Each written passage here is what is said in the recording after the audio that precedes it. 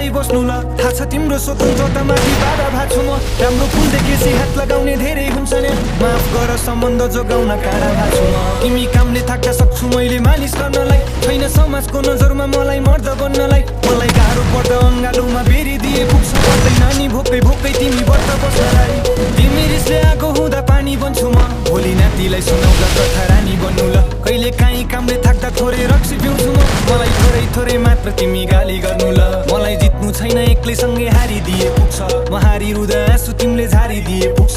तिमीबाट फाइदा मलाई केही चाहिँदैन मात्र मेरी आमालाई आफै मानिदिए पुग्छ